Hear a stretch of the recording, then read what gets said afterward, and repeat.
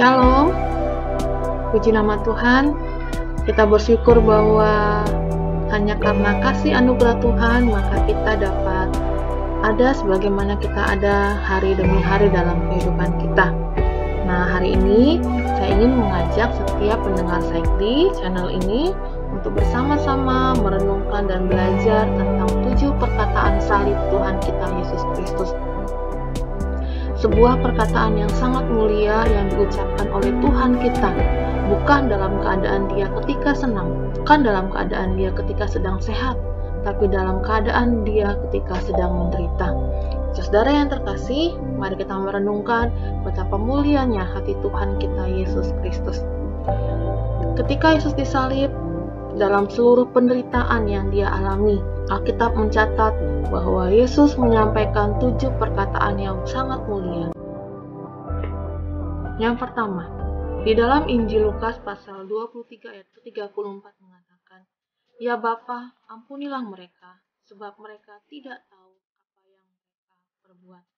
Saudara yang terkasih dalam nama Tuhan Yesus, ketika Tuhan kita mengalami penderitaan yang begitu dahsyat dengan murkanya orang-orang yang membenci Tuhan, maka perkataan yang disampaikan Tuhan kita pertama kali adalah sebuah ucapan pengampunan.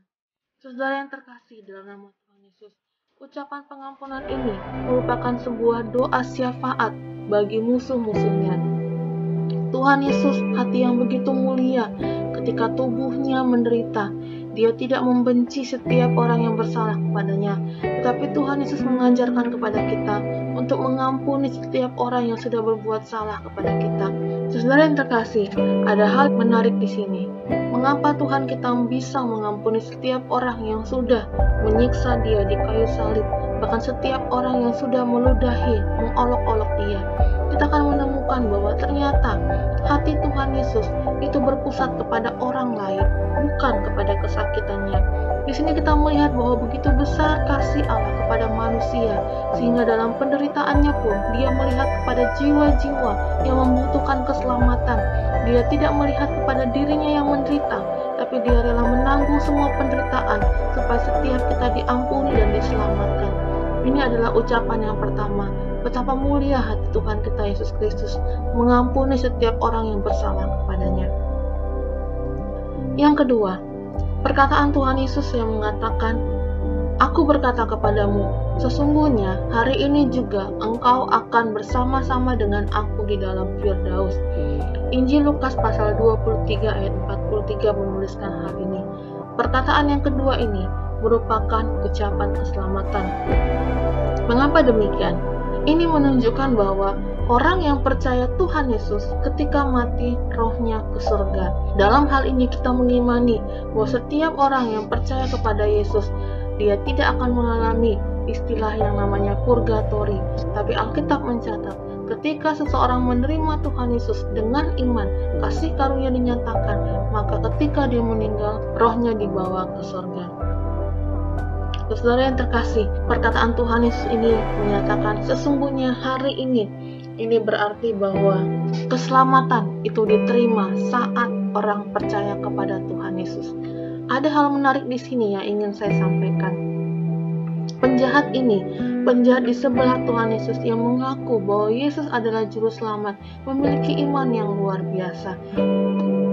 Padahal kalau kita melihat Mahkamah Agama, bahkan murid Tuhan Yesus sendiri belum bisa melihat Yesus sebagai Mesias. Tapi penjahat yang di samping Tuhan Yesus ini mengatakan apa? "Tuhan, ingatlah akan aku apabila engkau akan datang kembali sebagai Raja." Padahal penjahat ini melihat Yesus saat ini sedang disalibkan, menderita bersama dengan dia.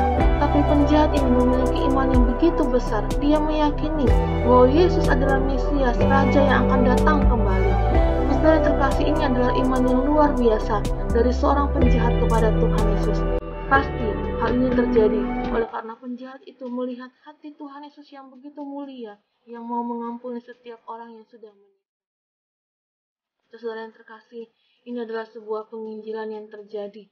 Bahkan ketika Yesus pun dalam kesakitannya, ia bisa memberikan kesaksian kepada setiap orang di sekelilingnya bahwa ia adalah Tuhan yang mulia, Tuhan yang penuh dengan kasih.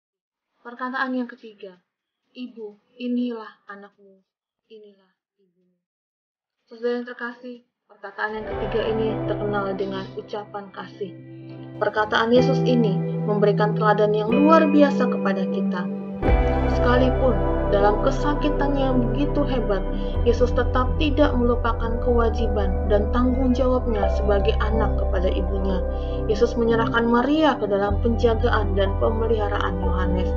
Arti dari perkataan Yesus ini adalah supaya kita, setiap kita yang sudah menyadari akan kasih Tuhan, juga mau turut menanggung suatu tanggung jawab yang diberikan daripada Tuhan. Saudara yang terkasih dalam nama Tuhan Yesus, hal yang sangat indah di sini, ketika Tuhan Yesus sakit, sekali lagi, orientasi berpikir Tuhan Yesus tidak kepada kesakitannya, tetapi dia masih melihat kepada ibunya yang menangis, dan dia masih bertanggung jawab untuk memikirkan ke depan tentang ibunya, dan ia meminta Yohanes untuk menjaga ibunya. Suatu keteladanan yang luar biasa sebagai seorang anak kepada ibunya.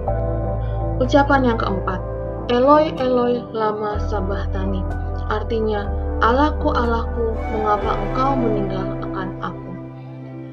Perkataan keempat ini merupakan ucapan penderitaan rohani. Ini adalah jam-jam tergelap penderitaan Tuhan Yesus.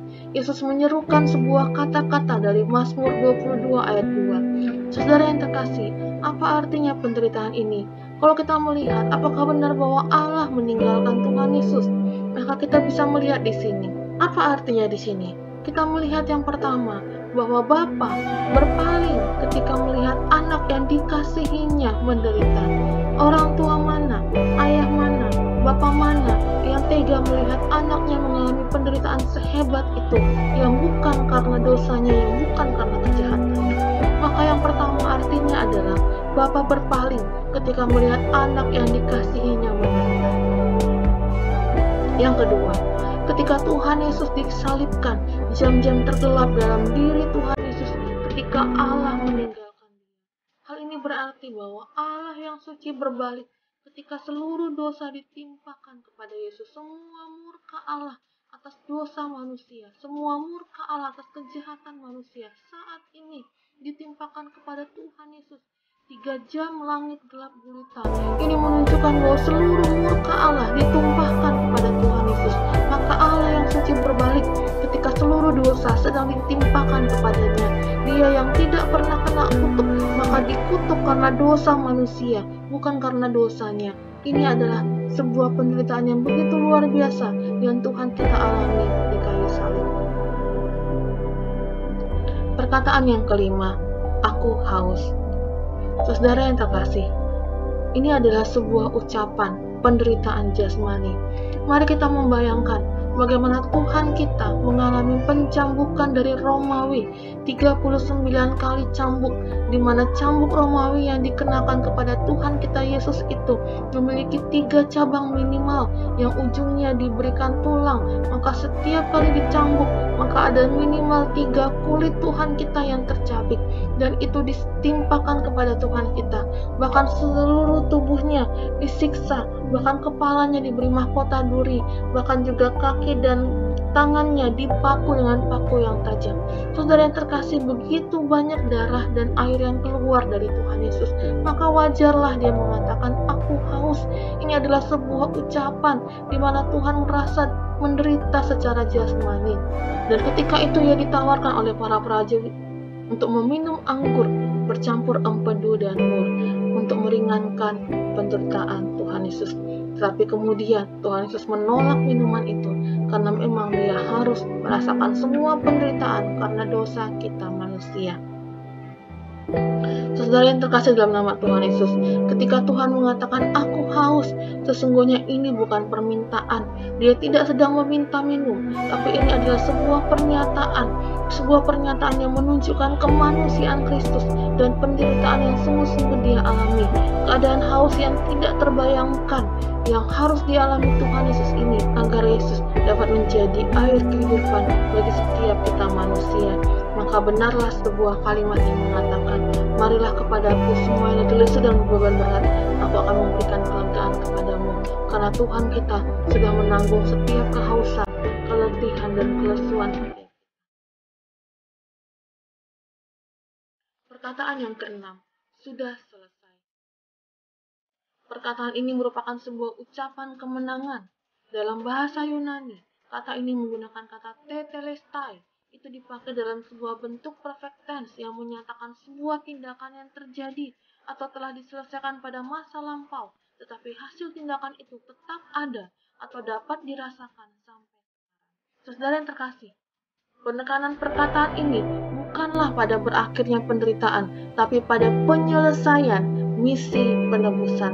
Perkataan ini menyatakan kemenangan total karena Tuhan Yesus yang taat, maka barang siapa menerima Yesus akan diterima oleh Allah. Saat Yesus mengucapkan kalimat inilah, Allah Bapa melihat ketaatan tuntas dari hamba-Nya yang mengganti dosa manusia. Ini adalah sebuah seruan kemenangan Tuhan Yesus sudah selesai, bahwa Dia sudah selesai untuk menebus dosa kita manusia. Perkataan yang terakhir adalah perkataan, "Ya Bapa, ke dalam tangan-Mu kuserahkan nyawaku." Ini adalah sebuah ucapan penyerahan. Yesus mengucapkan perkataan ini dengan suara nyaring. Perkataan ini bukan disuruhkan dengan pelan-pelan, tapi Yesus berseru dengan teriakan yang nyaring. Hal ini menunjukkan bahwa Yesus meninggal karena kehendaknya sendiri. Yesus aktif menyerahkan nyawanya kepada Bapa. Nyawanya bukan dirampas atau ditelan oleh kematian, tetapi secara aktif Yesus menyerahkan nyawanya. Akan tetapi, dalam hal ini, kita juga melihat ketika Yesus menyerahkan nyawanya, memang benar, secara manusia, Dia sudah mengalami penderitaan yang sangat puncak, yang sangat final, karena seluruh dosa kita sudah ditanggungkan kepada Tuhan Yesus. Dari ujung kepala sampai ke ujung kaki, Tuhan sudah menanggung seluruh akibat dosa kita. Saudara yang terkasih, inilah Tuhan kita Yesus Kristus, pribadi yang sangat agung, pribadi yang sangat mulia, memiliki hati yang sangat mulia. Dalam penderitaan pun, Dia tidak berkeluh kesah. Dalam penderitaan pun, Dia tidak bersungut-sungut. Dalam penderitaan pun, Dia tidak ingin orang berfokus kepada penderitaannya, tapi matanya ditujukan kepada setiap kita yang mau Dia selamatkan, setiap kita yang dikasihinya. Saudara yang terkasih, inilah cinta kita Tuhan Yesus kepada kita semuanya. Dia mencintai kita, Dia mengasihi kita. Saudara, Tuhan sudah menyerukan perkataan salibnya kepada kita semua manusia. Maka apa yang menjadi respon kita kepada Tuhan Yesus? Dialah Allah yang mengasihi kita. Mari kita membalas respon kasih Allah dengan hidup sungguh-sungguh menyenangkan. Mari kita membalas respon kasih Allah dengan juga berjuang untuk mengatakan tidak kepada dosa. Dengan juga berjuang untuk mengampuni setiap orang yang bersalah kepada kita. Dengan juga berjuang untuk bertanggung jawab dalam hidup kita. Banyak orang yang kita perlu layani. Mari kita lakukan dengan segenap hati. Seperti Tuhan Yesus sudah melayani kita. Seperti Tuhan Yesus sudah menyelamatkan kita. Tuhan Yesus mengasihi kita semuanya. Jangan pernah berhenti berharap. Jangan pernah berhenti berjuang. Karena Tuhan Yesus sangat mengasihi kita. Shalom, Tuhan berkati.